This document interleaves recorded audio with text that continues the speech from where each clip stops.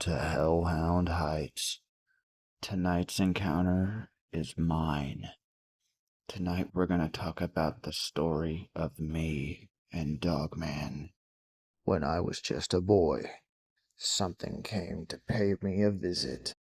When I woke up, I was paralyzed and locked to the bed. But there was something coming up the stairs. Something so sinister that even to this day, it still haunts me.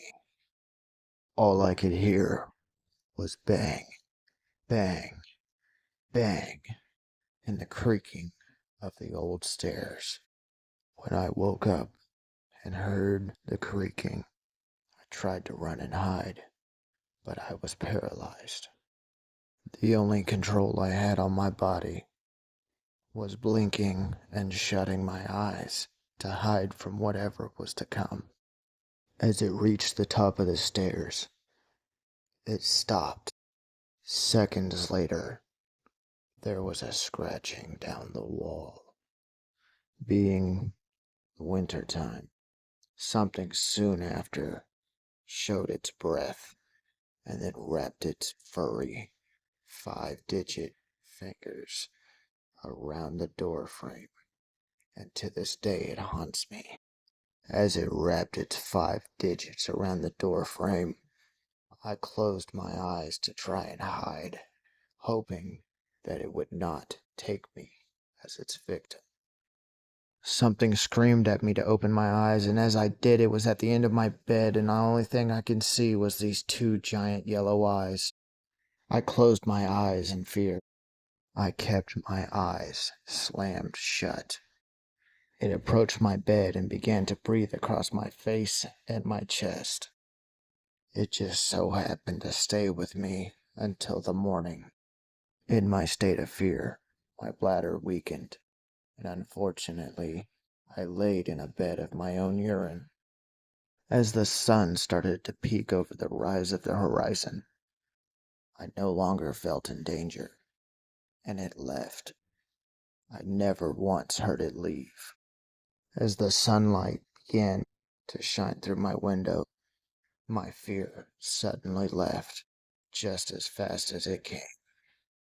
Soon after, my great-grandmother approached my bed to wake me up for school and found me in a trance of fear and noticed that I had wet the entire bed. She tried to speak to me, but I couldn't speak back, and that's when she noticed I was in a death grip of fear. She pulled at my body, and finally the trance broke, and I was able to remove myself from the bed.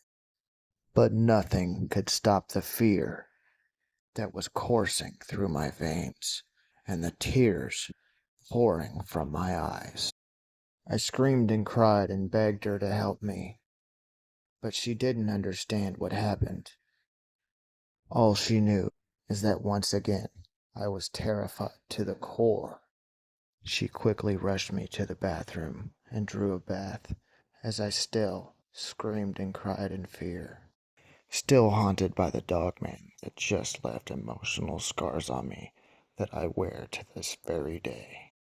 For the entire morning, I continued to cry and tell her about this giant beast with the big, bright yellow eyes. She tried to comfort me, but nothing could. I had just seen the devil himself, the beast, the one that takes, the one that kills, and the one that is silent. Several hours later, I was able to calm down, but that didn't stop the fresh scars from scarring deep in my mind, in my heart, and my soul. It didn't stop the images of the giant glowing eyes and the feeling of the breath across my face and chest. Nevertheless, in that moment she was my hero, and to this day she remains my hero. Whether she knew it or not, she saved me from myself and from the beast that had invaded our home. When I made my way down the stairs, I found that the door was still locked, and there was no signs of forced entry. Looking back, I think that might have scared me more than knowing that it was next to me. knowing that at any point in time it could come through my door and eat us all alive. We would have never, ever had a chance against something that moves that quiet and just leaves out of nowhere, with no signs of entry and no signs of exit. Thank you for listening to my very first encounter with Dogman. Have you or someone you've known seen the Dogman, felt the Dogman, been with the Dogman? Let me know in the comments below. Also, there's a very special announcement tonight. The North American Dogman Project is looking for new recruits. If you are interested, contact me at Hellhound Heights on Facebook now. Don't miss your opportunity.